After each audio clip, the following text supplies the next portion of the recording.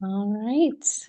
Welcome everyone, and thanks to our webinar, or thanks for joining our webinar today. We're going to give a couple minutes for people to sign in, and in the meantime, you should see a poll. Let us know what role at your company you participate in, and then in the chat, if you want to say hi and where you're dialing in from, we'd love to hear where you're coming from.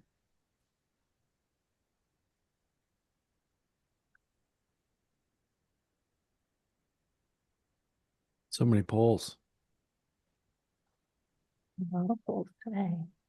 It's Thursday night football for our American joiners of our webinar, American guests. Thursday night football. Who are you taking for tonight? If you're not in America, put in your favorite football team for this weekend. Who are you taking? We'll see what we get.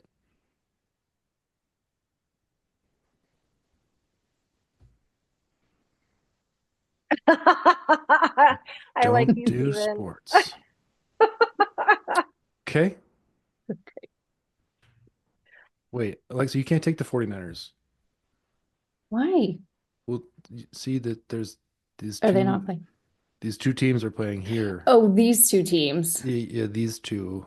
I thought I mean, you of can take the 49ers and just be like, nope, neither of these 49ers. That's neither. fine. That's fine. Neither. We're I'll just go waiting with for people to filter in here. We'll give it about 5 minutes. We're just hanging out, having a good time. And we'll start right at five after.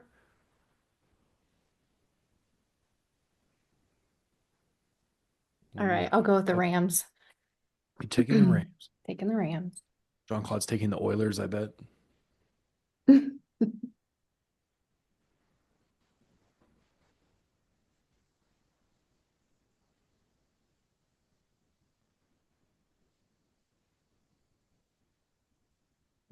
And if you're just joining, share where you're coming in from in the chat, and then there should be a poll that you can let us know what role at your company you work in.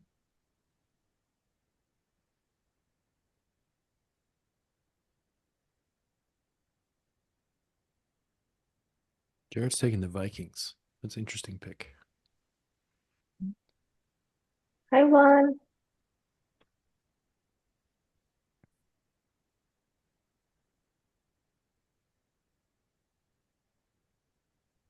Hi, Buongiorno. Roberto.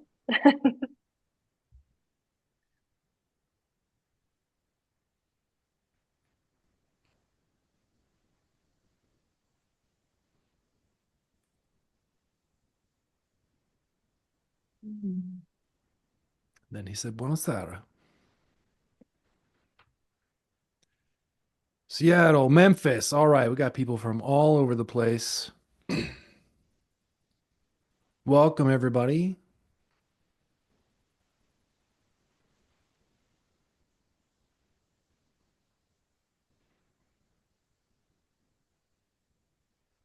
India.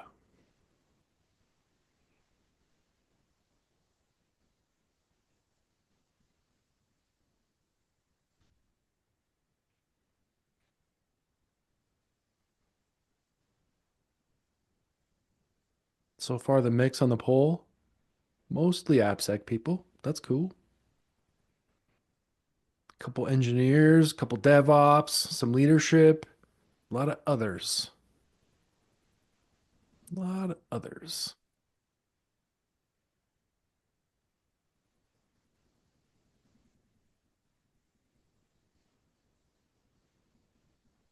All right, we've got about a minute to go, and then we'll get started.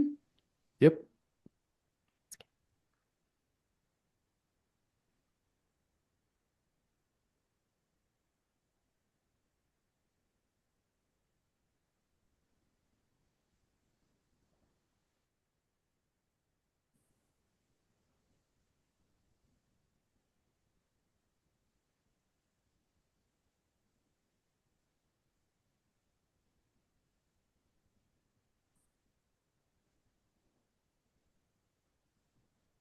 All right. It's 5 after. Let's get started. So thanks everyone for joining the StackHawk team to discuss the API security problem no one is talking about. My name is Alexa Sevilla and I will be your host. For questions, please use the chat or Q&A box in the Zoom menu bar. This webinar will be recorded and available to you after it completes. I'm really excited to introduce our speakers, our co-founders, Joni Klippert, CEO, and Scott Gerlach, CISO, who will be sharing insights and discussing the API security problem that no one is talking about. So with that, I will pass it over to Joni and Scott to get started. Yeah, awesome. Joni, intro. Thank you. Yeah, thank you so much, Alexa. And thank you so much, everyone, for joining. We've got people all over the place. For some of you, it's super early. For some of you, it's super late.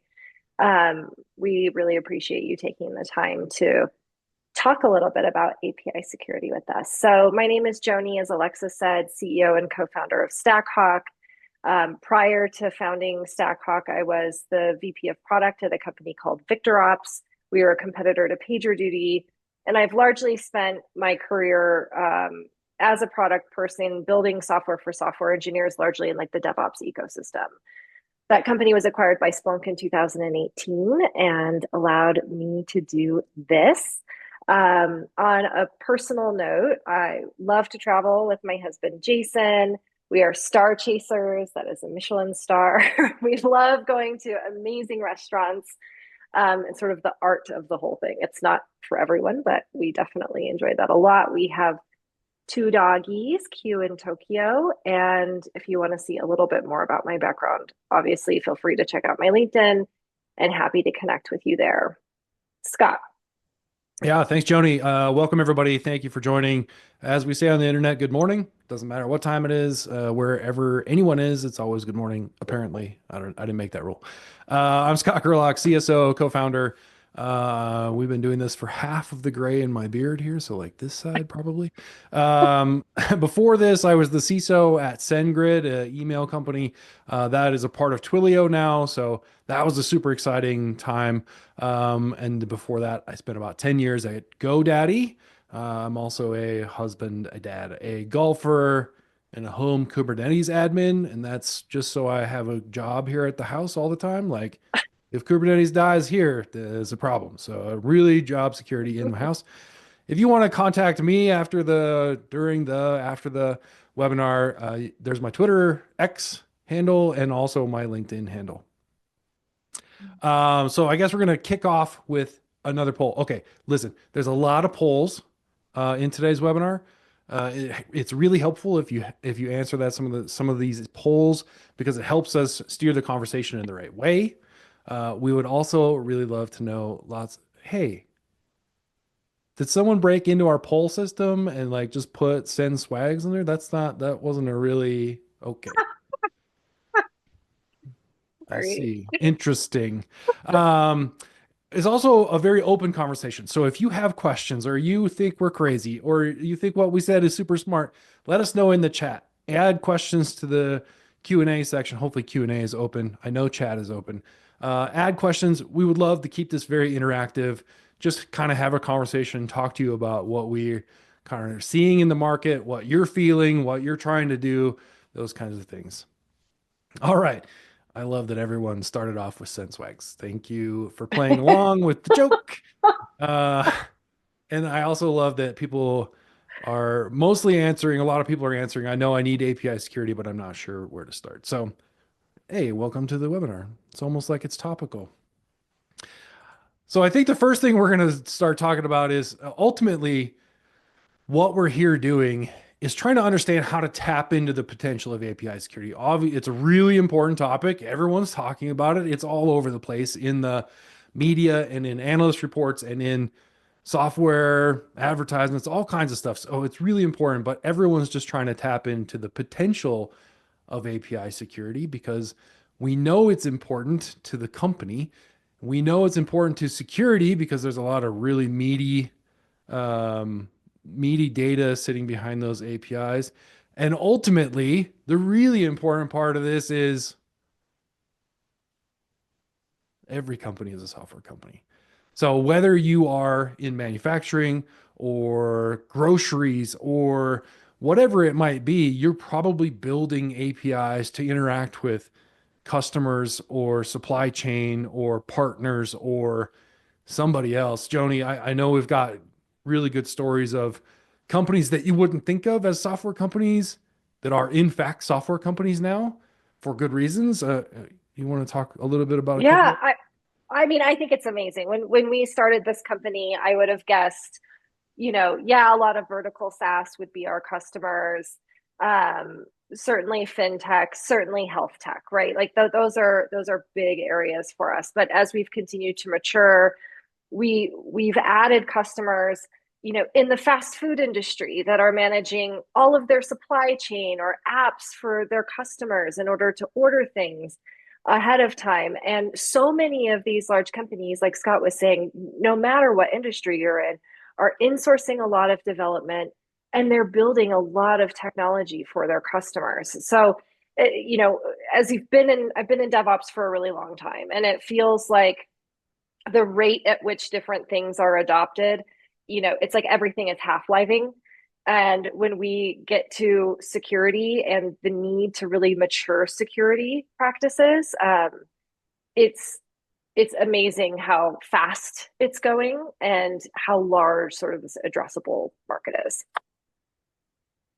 Yeah, so it's crazy. Like if you think about the amount of things that you interact with, like I can order Chick-fil-A on my phone. Chick-fil-A is not a software company, but Chick-fil-A is a software company.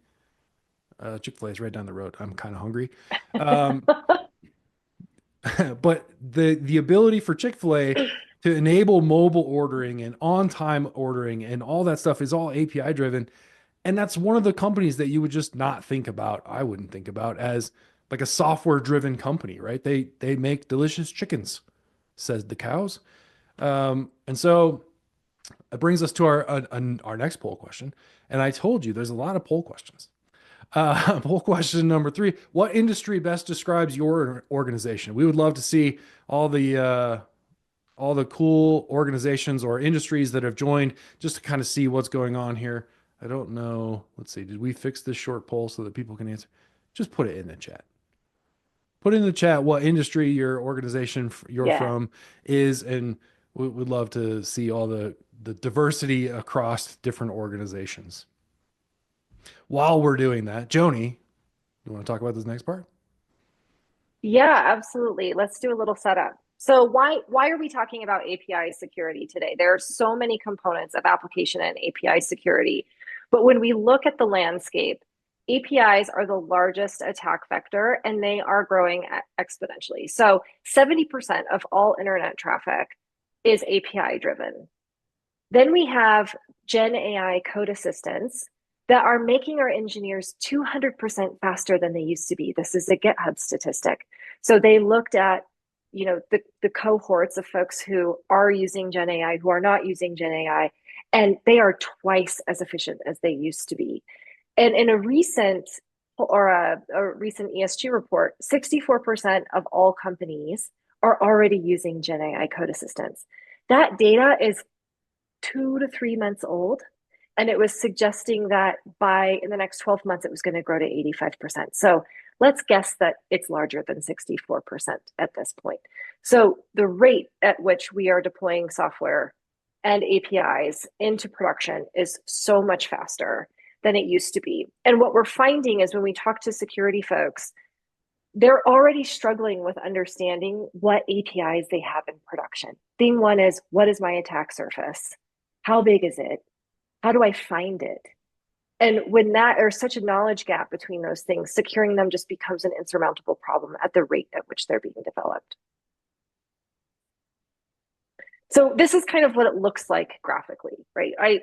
In my pitch deck 6 years ago, when we were talking about StackHawk, I was talking about Stack Overflow and how, junior engineers were pulling code from Stack Overflow, putting it into your code base, not really understanding how the code works and how that can provide a problem. Scott, you Sorry. just went to the poll Yeah, I saw. question. Sorry. Okay.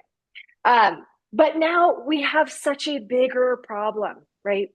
Than Stack Overflow and copy paste, right? We have the release frequency going through the roof. I'm going to wait a second while we get our. There we go. That was not the Thank you. button I wanted to click. I'm sorry. Whoopsie. Our release frequency is going through the roof.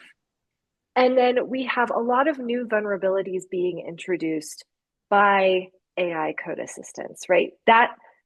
Those recommendations that are made are based on humans writing code, right? Humans have error, right? So the rate at which we're introducing vulnerabilities is really increasing with the speed at which we are introducing new code.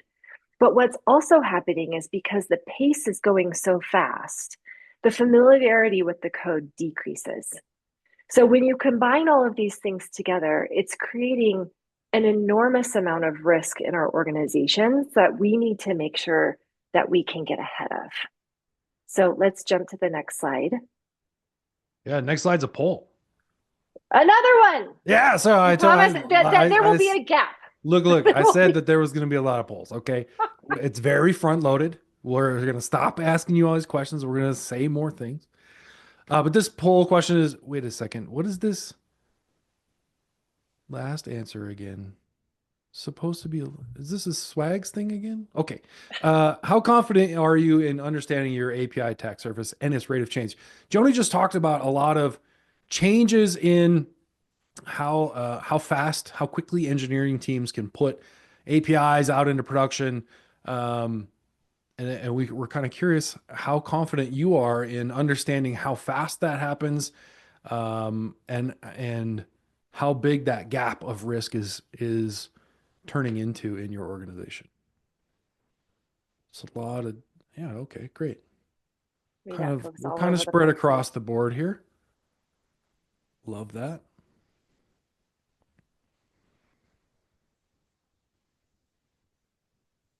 Yeah, I think this is a really important question. Because this is like how these answers are shaking out is really what we are sensing is happening in the market. We have Mhm. a lot of folks answering, I think we're covered, but I'm not really sure.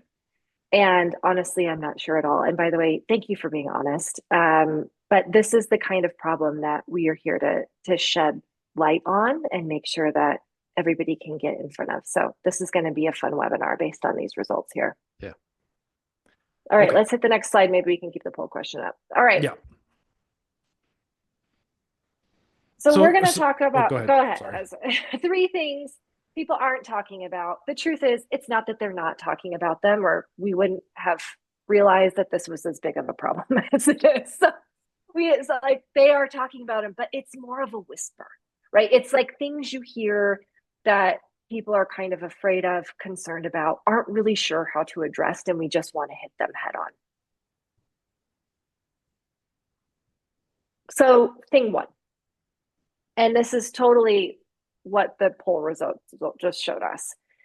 There is a general understanding that API security is important. That's why you all joined us today from all over the world, and thank you again for doing that. But there's this undercurrent of concern around, I don't really know how big this problem is.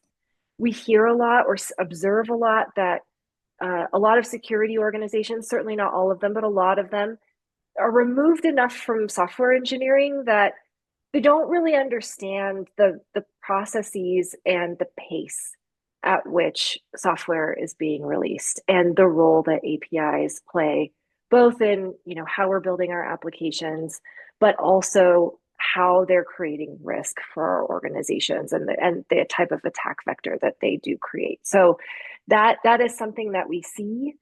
So there's just this massive disconnect between the tooling and the systems and the processes that are just being developed for our software engineering teams, which is so awesome to be able to deliver business value faster. Like, that's great. However, on the other side, we have security teams, and thank you, Scott, for the beautiful photo here. We got engineering teams that are a rocket ship, but we've got these kind of janky tools, old processes and security that are just so there's not in the right mental mind frame to be able to support our software engineering teams in how they develop and deploy software today. Scott, what else would you say about that? Yeah. So, hopefully no one's offended by this image. This, when we were talking about this and kind of framing up this problem, I have felt this way before.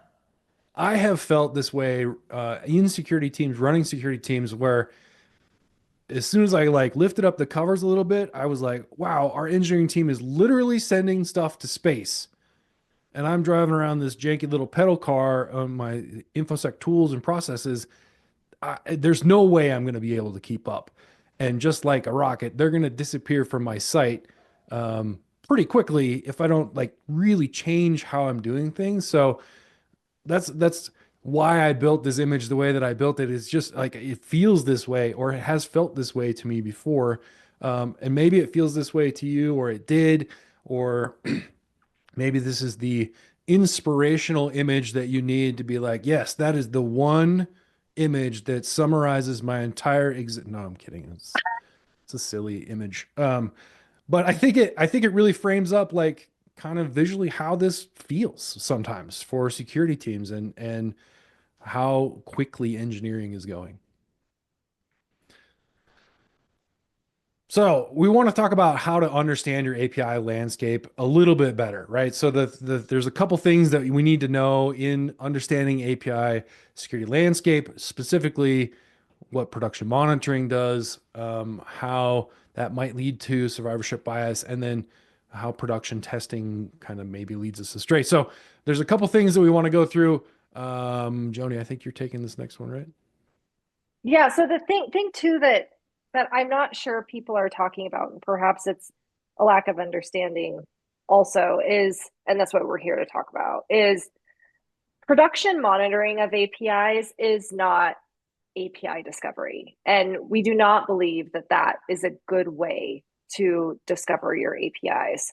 So I want to be really clear about something. We're going to be drawing some um, uh, or mapping out how what we think about the market, what we think different tools do. And in the next slide, we're going to talk about some production monitoring tools and how some people are using them as discovery, but then also why again why we don't think that's the right way of discovering your attack surface. This is not to say that those are not important tools. So to be very clear, we believe that production monitoring of API traffic, knowing if you're under attack right now, is a very important component of your security program. To us, it's just not the way that you discover what that landscape is. So Scott, show us a diagram and let's talk a little bit about what that might look like.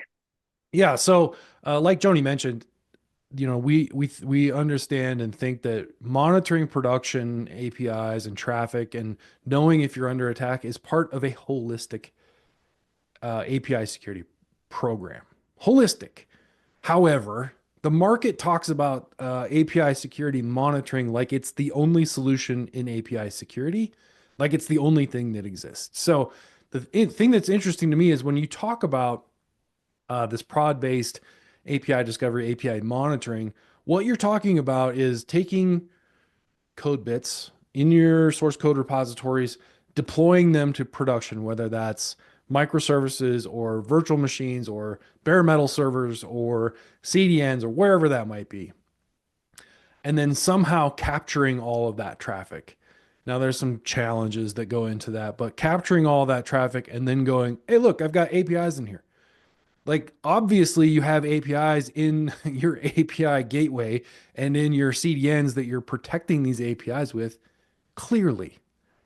However, when you're doing all that monitoring and you get an alert about being attacked, and you turn that into, okay, what do we got to do here?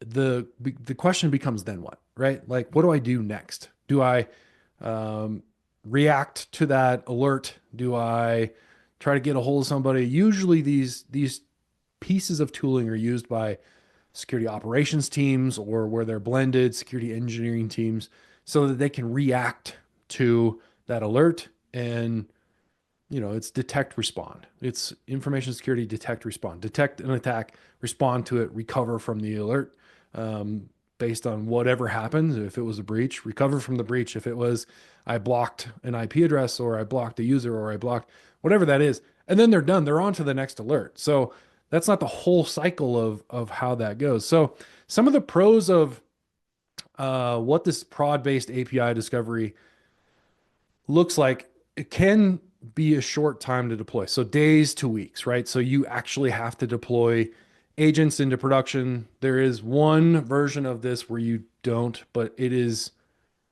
really hard to do. And a lot of vendors don't support it. And it captures real traffic and can show real abuse scenarios, validating that kind of real risk. And then obviously the observation of what's going on across the APIs that have traffic. And then it can generate a map of your APIs. So if you don't have good documentation about your APIs, it can generate a map. Some of them do a better job than others, that can show you like kind of how the APIs are working, but it's not the ultimate source of truth. The code is on how those APIs work. The cons to this solution as it sits today is super expensive. Like capturing all this traffic, analyzing this traffic, supporting the alerts is super expensive for the companies to do, and therefore is super expensive for the consumer to do as well. It is basically only reactive. Like there's no way for this to be proactive because you have to get traffic, you have to get attacks, you have to publish things out on the internet. And that means you have to risk being attacked and hopefully being able to stop it before it gets out of control. There are no pre-prod use cases or testing that go along with this. These alerts that they produce are difficult to trace back to code. So if you've got like a SQL injection and it goes, hey, a SQL injection is a problem here, it is really, really hard to go, and that belongs to this piece of code or this team or this, all that stuff. So it takes a lot of manual work to turn that back into who can go fix this problem. And it has what we call survivorship bias. We'll talk about that a little bit later. And like I said, it's very difficult to relate these issues to code. And I think one of the really important pieces of this is like you have to deploy agents out into production, and that can be difficult. So when we're talking about deploying agents into production, if you look at how your architecture works, it might look something like this, or it might look something like 15 of these across 4 different clouds and maybe just one data center. Depends on like where you are in your cloud journey. But if you think about it, you're like, okay, I probably have to deploy agents at that reverse proxy and maybe at that web app tier. And then maybe also at the local load balancer so I can see more traffic, more detailed traffic, but maybe that global load balancer. And then once you get to that point, for most of our people out here, the next step is, okay, where is my SCCM server and how do I actually package up agents so I can deploy them to specific servers, virtual machines, or Kubernetes clusters? And that is a nightmare. Like deploying software with SCCM, raise your hand virtually. Like I'll raise my hand. If you love deploying software with SCCM. Hey, there we go. Somebody Oh, raised their hand. Wait, Alan said he loves deploying software with SCCM. Is that what you meant? I don't know if you got to the love part first. I think Yeah, it was yeah. just an acknowledgement of Raise happened. your hand if you generally love. Okay, so deploying agents into production can be difficult. Like it can get you pretty quick results if you know how to get that software deployed, if you're tied in well with the DevOps team and can build packages and get them deployed out into production quickly. It can be fairly easy, or it can be very, very difficult. But there's another trick that goes along with this, and that's everyone has to play by the rules for this to work. So maybe you've experienced this. We've talked to a bunch of different customers who have done this exact thing where they've built this like paved road. They've built this really awesome system where you get CI/CD, you get application monitoring, you get the security tooling, you get deployments, you get blue green, you get seamless user move between upgrades and all that good stuff. And it sounds awesome. And then there's a few engineering teams that are like, no, dog, I don't want that. I'm going to do it myself because I don't want to play along. And what that means is the software that they're deploying might not be in that map that we just looked at, in that architecture diagram. Mhm. So they might be deploying in their own Kubernetes cluster that has its own load balancers and its own front end. And it's not even part of that global architecture diagram. So that's those are the two challenges with that whole deploy agent piece of architecture. You have to know where to deploy. Also, this is how discovery doesn't work. You have to know where to deploy to find your APIs so that you can find your APIs. That is not discovery. It's not how finding works. That's monitoring. And so those are two of the things that come up a lot of the time when we talk about deploying those agents to do production monitoring. Joni, you want to talk about Mhm. some of the other things? Yeah, let's make this really simple. And I'm gonna pick us up a little bit so we have some more time. We're going long, I think. So this is how we think about that, right? So we just showed where prod is. When we think about production and those paved roads, there's this idea that it's like a vault. Like there's one gate, there's one door in and out of where our traffic is going and how we're going to protect it. And all of our valuable assets are hidden behind that door that we can monitor and otherwise lock as appropriate. But what really happens on the next slide is this is what the picture is. So whether this extra door over here exists because there were teams not following the paved road, right? Let's give engineers some credit. Like maybe it's because they didn't want to, but also maybe it's because they didn't know or understand exactly where to deploy those things. Often we hear things like, oh, well, I just want to deploy or I just want to test different APIs that are accessible to the internet. But what about that internal service? That service that your engineers created or your secure or your success or support team created that allows them to troubleshoot customer problems, that gives them eyes into the data that they need in order, their product data, the customer data that they need in order to solve those problems. Those are often not really known about, not really tested because we assume, okay, well, it's not accessible to the internet. But humans are exploitable. We know that. And we know that if folks can get in through the human, they can get to a lot of your goodies. Another thing here that the store could represent is just connecting to another SaaS service. We build tons of APIs that connect out of our own systems and aren't necessarily using our gateway. So it's important to make sure that we're thinking about the whole picture and under what circumstances. Not everything is going to go through this, perfect single point that we think it's going to go through. So next slide, let's go back to this diagram.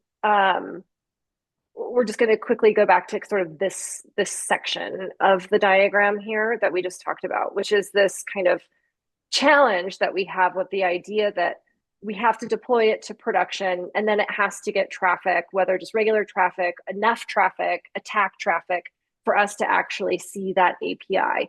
And what that creates is a survivorship bias. So Scott, talk to us about what the survivorship bias is. Yeah, absolutely. I know this one inside and out. So, survivorship bias is 100% when a new season of Survivor comes out and there's a person that's contestant and you are identify with them and you're like, this person is a nurse. They have really good odds. I can win a lot of money. And they're from Philly. They're probably really good in a fight. That is 100% what we're talking about, right? Scott, no. Yeah, no. Wrong survivorship bias. Let's go. Move You said on. survivorship. Oh, survivorship. Yeah, not survivor bias. Okay. Survivorship bias. Survivorship bias.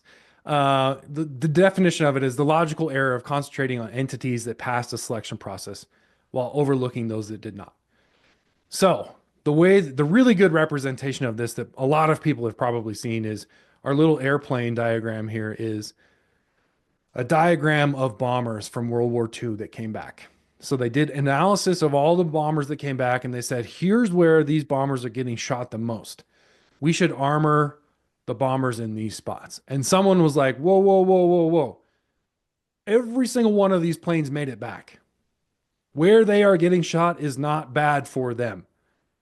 More likely, where we don't have red dots is super bad because those planes didn't come back.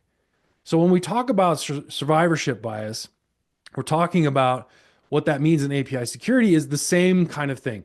Where we see traffic and where we see attacks, we tend to put a lot of effort and a lot of attention because it's being attacked. Where we don't see attacks, we tend to leave alone because we assume that it's not getting, we don't see it. B, it's not getting attacked. C, we don't know about it, and therefore we don't put a ton of resource back into that. So now you've got this scenario where you're putting a lot of attention at and resource into where you're being attacked, and then you're leaving some other stuff open and valuable. Which leads us to our next poll question. I told you there was some space. Poll question number 5 is, how do you manage information about your API attack surface today? So we just talked about kind of understanding attack surface a little bit. We're curious how you do that today. And we'd just love to know that. While we're doing that poll, let's talk about thing 3. All right. Thing 3 that not enough people are talking about, in my opinion. So we just talked about, how do I find all of my APIs, my applications in my attack surface? How do I define that? Because I can't test and I can't protect what I don't know. You hear that a lot. Thing 3 is this idea, as we move into testing land, that you can crawl your way to identifying and testing all of your APIs. So a lot of sort of legacy vendors. So we live in DAST land, dynamic application security testing. And the way that StackHawk has chosen to approach this is very API first. And the reason we did that is because in sort of a Web 1.0 world where everything was in the browser, you could crawl and probably reasonably test that application. Today's applications are built completely differently. They're built as a single page applications with a bunch of backing APIs that serve data to that single page application. Scott often says, it's like infinitely scrollable apps. Like, are you ever going to get to the end of Instagram? Like, if you do, you've spent a lot of time there. Like, there's nothing left to sell you.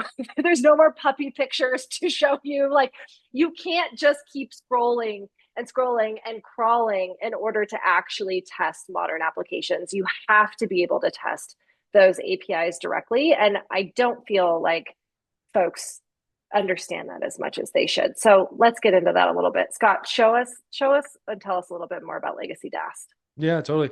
So legacy DAST kind of look like this. And I like this horse with the blinders on because that's sort of what legacy DAST was doing to us. Worked really, really good in Web 1.0. Could find all the links on a page, could crawl all of the pages, could test all the inputs and outputs. Did a pretty good job. And then they sort of tricked us when Web 2.0 came out and they were like, yeah, we can do that with single page apps. And what it will help us do is find all the APIs that your single page app is talking to, and then we'll test thoroughly. And that just did not happen. And the other thing that had happened was it really turned into, let's test in prod. Let's test a app.example.com in production.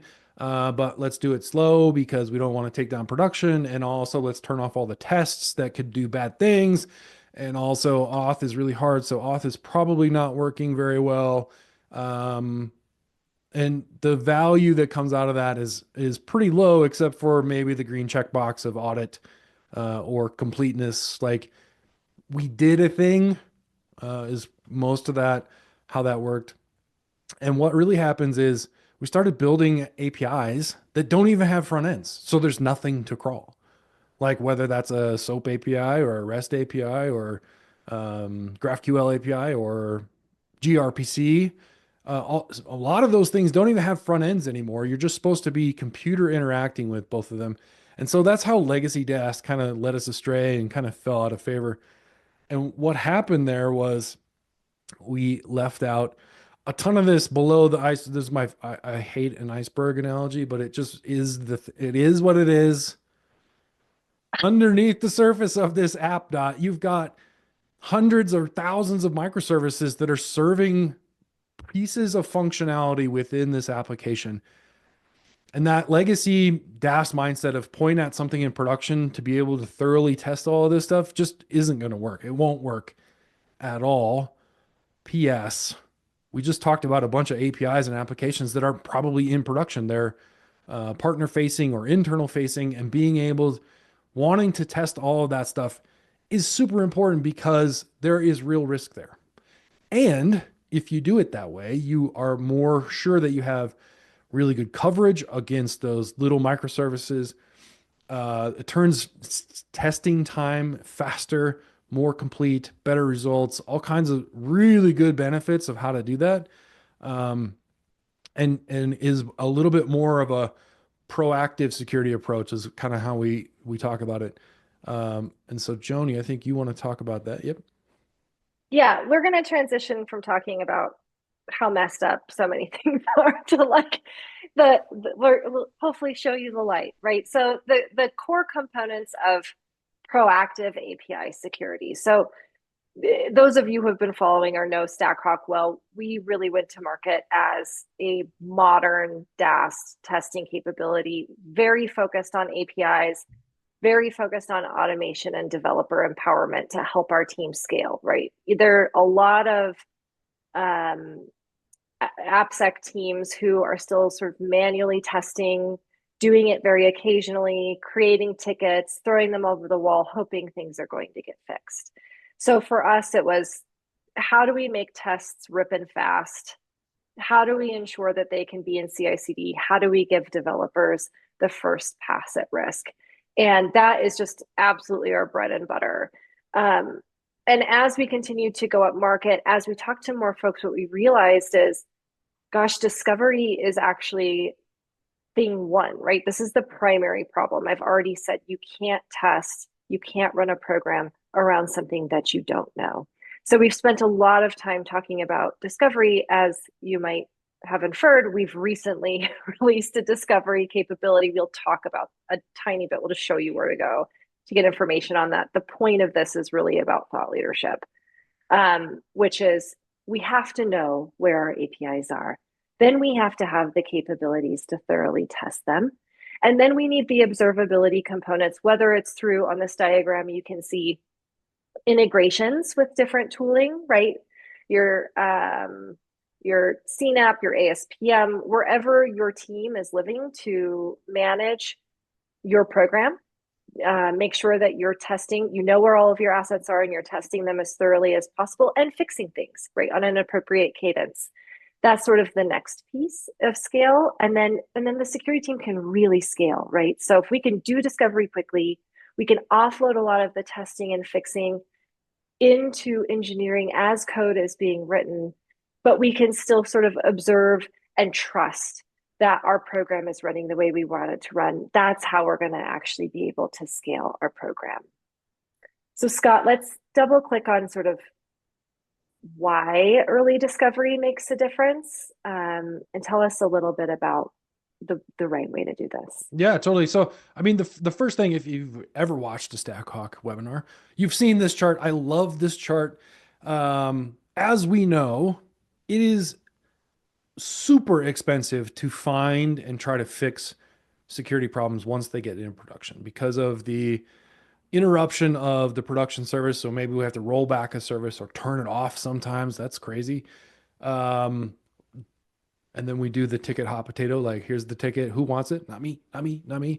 And then eventually you find somebody and they've got to get back into the context of what the where the bug is, how to fix the bug, and then republish and just so expensive to do that once we get to production. And the closer we get to kind of requirements and architecture and coding, it's so much cheaper and it's so much more accepted by almost everyone in the entire org. So the crazy thing is when you ask an engineer, hey, if we could surface a problem to you, security problem, functionality problem, whatever it is, while you're writing code, what would you do with it? Almost overwhelmingly, now there's some like stubborn people out there, almost overwhelmingly, they say, I would fix it, which is a crazy change of mindset from what a lot of security teams have experienced when the red bar happens. So being able to, what we're trying to do here is get ourselves closer to where code is being written so that we can discover and fix those problems as they're being written. And that is a really core piece of, or an outcome of what discovery looks like. Joni is talking about discovery for companies that deploy more often, whether it's every day or twice a week or every week. That's still a lot. Yeah, I mean, and most companies are sort of in that range, right? They're going to be deploying something to production probably every week. A lot of customers of ours deploy more frequently than that. But something that was kind of, again, I come from the DevOps world. Scott, my co-founder, has been a security practitioner and CISO for much of his career. So for somebody who comes from DevOps, and Scott also is very, very intelligent about how software is built, we look at when we would have folks say to us, well, I don't know where my APIs are. I have to watch the traffic. It was like, what? Your APIs are in your code base. Like, sorry, I'm totally thinking about Zoolander. Like, it's in the computer. Like, we What is know these exactly. APIs for ants? It's in the computer. We know where your APIs are. Like, this is wild.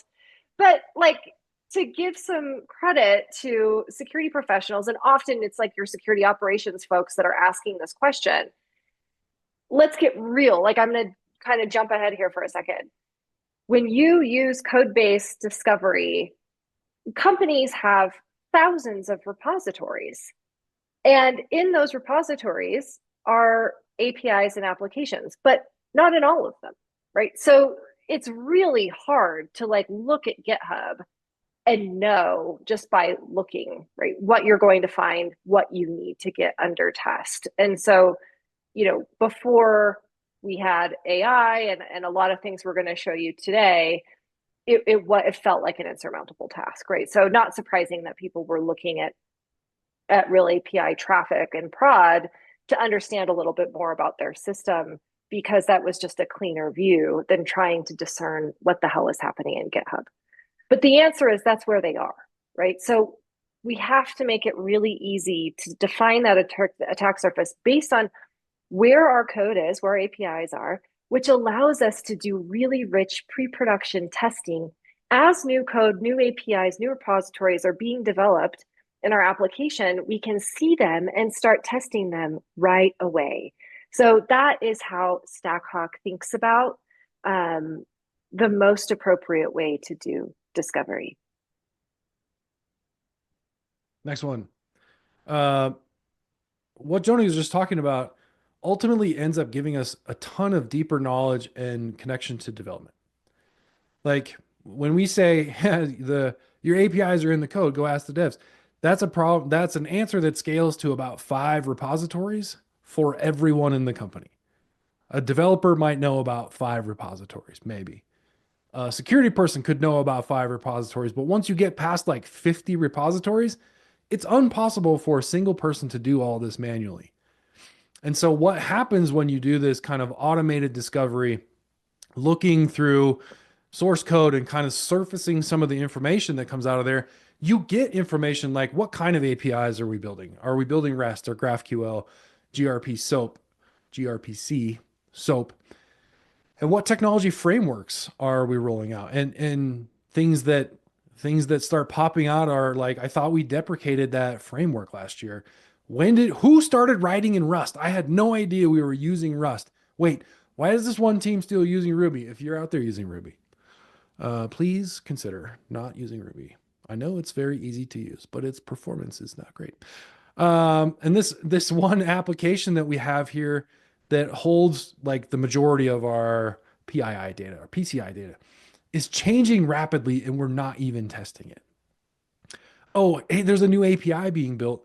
I should reach out to Sarah, who is working on it currently, to get it under test, understand what it does, make sure I understand the risk posture, make sure that we're surfacing those bugs and fixing those things. Hey, wait a second. I thought we were on a Star Trek repository naming schema. When did we change to the Star Wars naming? There's just so much information that you can see when you're using this kind of automation that surfaces this information that really gets you more connected with development teams and keeps you more in sync with what rocket ship is going on there.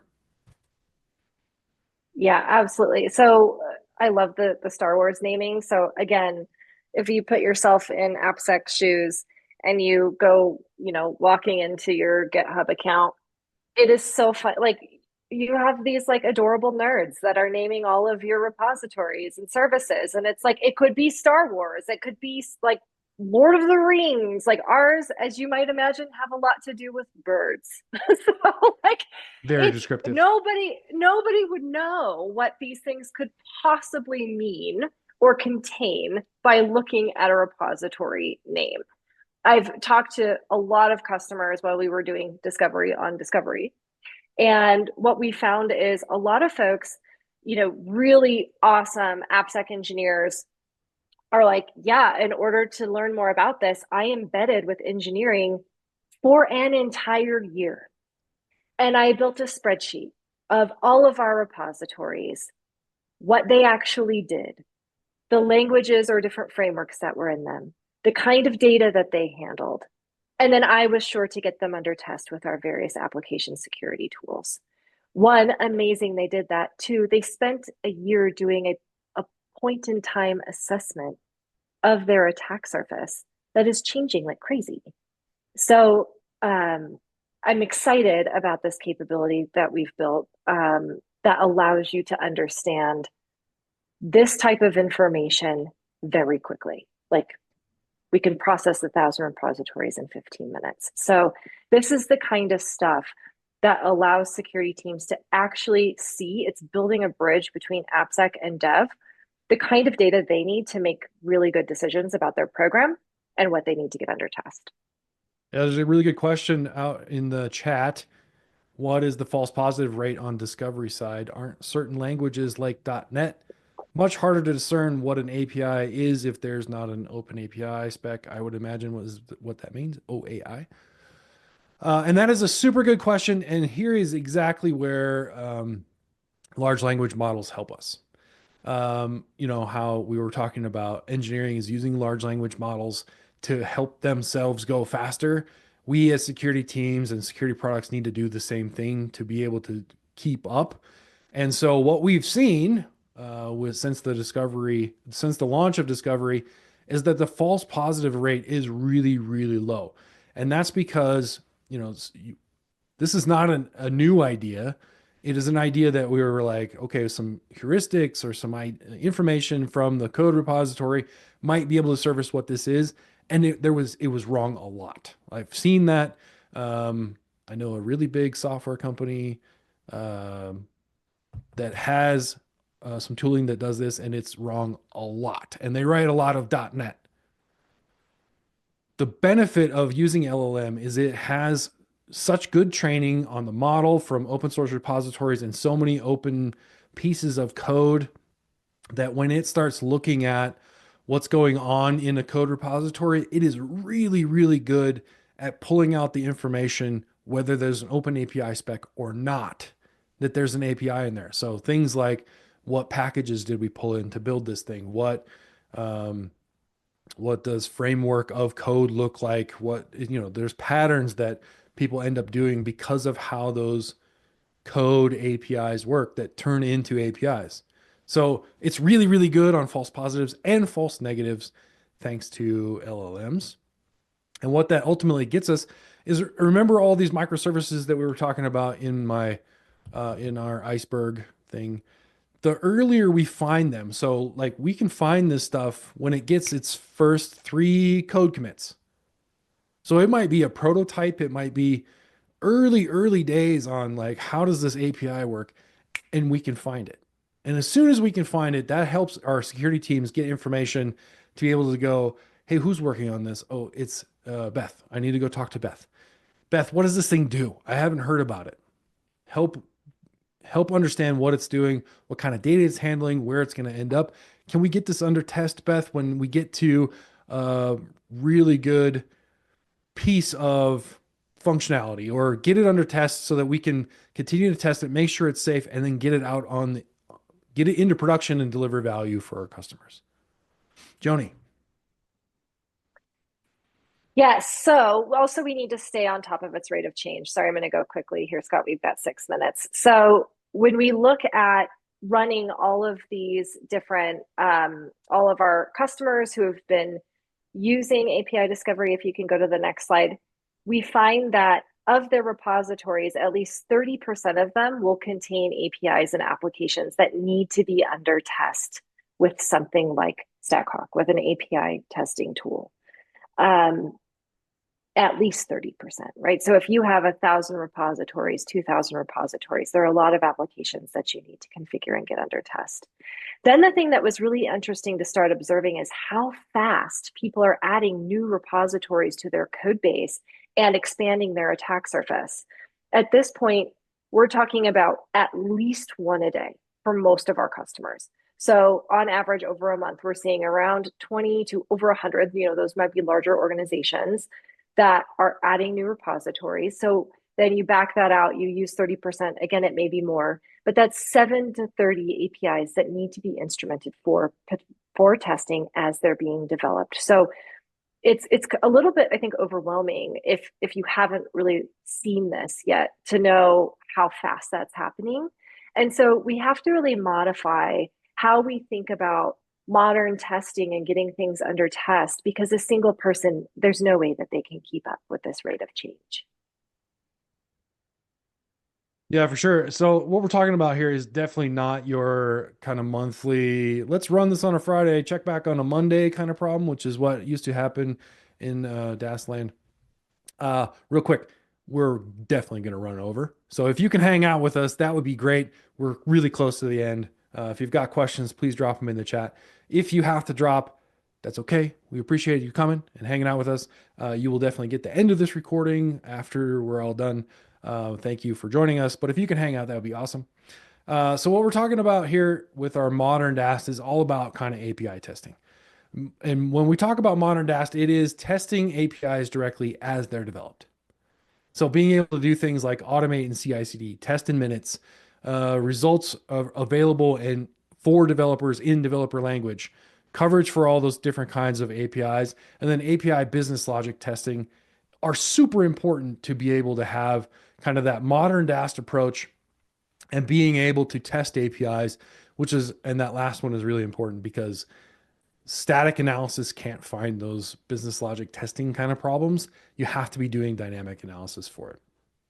And ultimately, fixing requires the 100. Like we can't do fixing of anything without our developer teams. And the more we include them in the process and the more information that we give them in a timely fashion and a simple fashion, the more likely we are to fix problems before they end up in production and be accepting of problems that might come back from production, because everyone's playing in the same game. Everyone's doing security as part of what's happening. It's staying out of the way until it needs to be in the way. So a lot of cool stuff. A little bit about how StackHawk can help. Joni? We're going to give you one slide on this. That's it. And then we invite you to reach out to us to check out the product. So StackHawk is the only proactive API security solution. So we talked a lot about different capabilities that are awesome, that are part of a comprehensive program, more in the monitoring space, that are a little bit more reactive. They're still important capabilities. But what we encourage companies to look at so that they can stay ahead of sort of this pace, this rate of change and growth of their attack surface, is to find a solution that helps you discover your API attack surface, that has very thorough testing of APIs for vulnerabilities and is able to be run before production. And that empowers your devs, right? So if you think of this as bookends, it's like discovery is very, very important for AppSec. Developers, while they may not know everything in their entire code base, they're very familiar with the code. And so they tend to know where kind of the goodies are and what needs to be tested if you were to ask them directly. But we want to bring that information to our AppSec and security counterparts. Then when it comes to testing and fixing, that's where we got to hand the reins over to automation and our engineering team so that we can keep up with that rate of change. And that leads us to the last piece, is having products that provide you with the insights of how that program is running. Now that I know where all of my APIs are we testing them thoroughly? Are we testing them often enough? And are we fixing what needs to be fixed based on the program that I want to run? So that's what StackHawk is all about. All right. We're at the end here. Last poll question. Thanks for joining the polling webinar today. Last poll question. We really want to help you. We really want to help you understand what you need to get more resources out of your security program, what you need to understand the problem a little bit better, what things can help you convince the rest of the people in your organization that this needs resources or people or money or whatever it is. So as we go through that, let's hit the recap real quick. Recap: API development and deployment is a rocket ship. We had a rocket ship image. Please don't wait to catch up. Like, start figuring out the tooling and the processes people are using in your development organization so that you can join along. Untapped opportunities in API security. Like I said, become familiar with your dev team tools and processes and see how you can leverage them for your security tools and processes. Production API monitoring is important, but it's not more important than early discovery and pre-release testing, because if you don't know where your APIs are or what they are, you can't monitor them. Also, putting untested stuff on the internet is scary. Production testing might feel good, but its value is very low outside of the green checkboxes. Holistic insights into API security, not just how many highs, mediums, and lows you have, but really what cadence are things being developed? Am I keeping up my testing program in the similar or appropriate cadence with it? Am I finding new APIs? Am I testing all the things? How many highs, mediums, lows I have doesn't mean anything if you aren't testing all of your APIs. Gen AI is enabling these dev teams to go super fast. You have to be able to use automation and Gen AI to your advantage. That is it. Thank you for filling out the last poll question. If you have any other questions, comments, whatever, please put them in the chat. If you want to learn more about StackHawk, you can always visit stackhawk.com, check out your attack surface, start a free trial, get API discovery results in about 15 minutes. If you'd like to talk to one of our API security experts, the QR code here, I swear to God, is not an exploit. It is a link to a way that you can book a meeting with one of our API security experts. And I really, really want to thank everyone for joining us today and hanging on 2 minutes over. We did pretty good. And I want to thank Alexa and Joni for joining, because this was super fun today. I hope you found it enjoyable. I hope you got a lot to learn out of it. Joni, any other closing thoughts? No, super appreciate you all joining. Thank you so much. We'd love your feedback. So again, if you're not a talk to person, don't want to talk to a person, check out the product. If you want to talk to a person, we would love to talk to you more and help you. And then Scott and I shared our LinkedIn. You'll get that information again with this recording. We'd love to talk to you directly. So if you have questions, like Scott said, if you don't like something we said, we want to know if it didn't ring true to you or if it really rang true to you. We'd love to hear it, and we'd love to learn how we can help you kind of, secure your applications at the rate that they're changing. So again, thank you all so much for joining us. We love doing this. We love talking to folks out in the market. We appreciate your time. Great. Well, thank you, Scott and Joni, and I hope everyone has a wonderful rest of your day, and we'll be in touch soon.